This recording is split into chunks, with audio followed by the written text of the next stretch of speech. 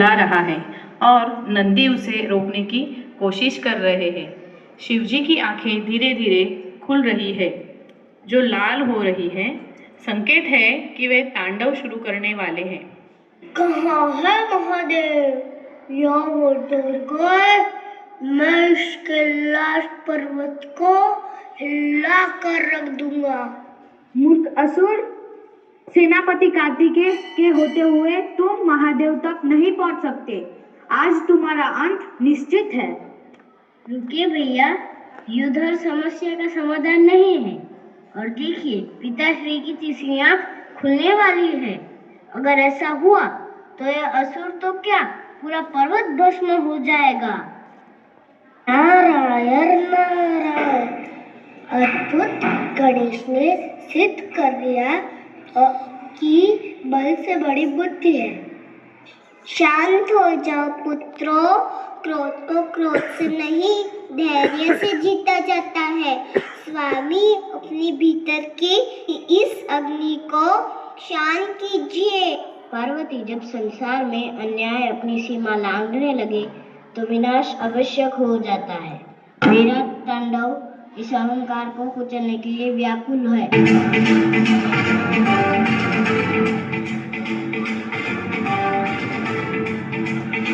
Please have a huge round of applause.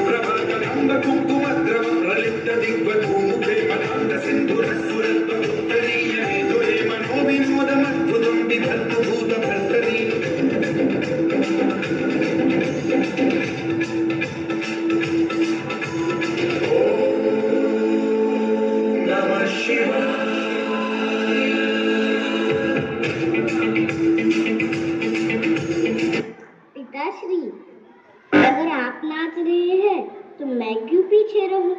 चलिए हम दोनों मिलकर प्रतियोगिता करते हैं कि कौन बेहतर नाचता है। नारायण नारायण, धन्य है गणेश और उनकी चतुराई। स्वामी, देखिए अपने पुत्र को, यह आपको क्रोध से हटाकर प्रेम की ओर खींच रहा है। यदि आप क्रोध में तांडव करोगे तो सृष्टि का अंत होगा, लेकिन यदि आप आनंद में नृत्य करोगे तो सृष्टि का कल्याण होगा। पार्वती, तुमने सही कहा। क्रोध में लिया गया निर्णय केवल विनाश लाता है।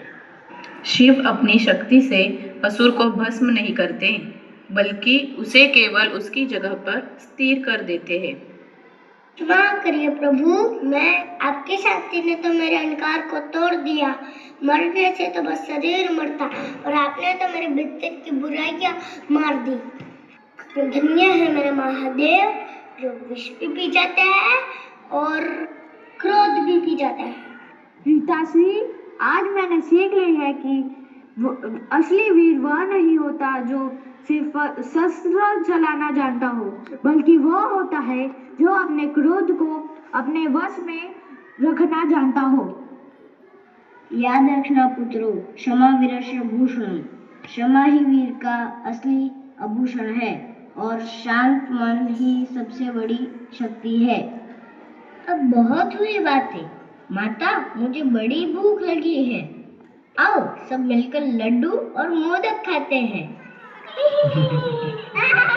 इससे हमको यह सीख मिलती है, शांति और विवेक से बड़ा युद्ध जीता जा सकता है। सब मिलकर महादेव को नमन करते हैं। कर्पूरगौरं करुणावतारं संसार सारं भुजगेन्द्रहारं सदा वसन्तं हृदयारविन्दे भवं भवानी सरितं नमामि। भगवान शिव जी बहुत शांत और अच्छे हैं, वैसे ही माता पार्वती बहुत प्यारी और दयालु है।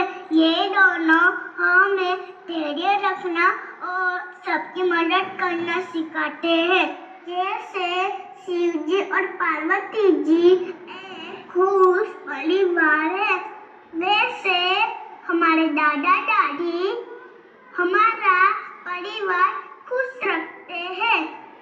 दादा हमें कहानी सुनाते हैं और दादी हमें बहुत प्यार करती है। भगवान शिव जी और पार्वती जी से हम प्रार्थना करते हैं हमारे दादा दादी हमेशा खुश और स्वस्थ रहे। हम आपको बहुत प्यार करते हैं दादा दादी। आपका आशीर्वाद सदा बनाए रखना। धन्यवाद।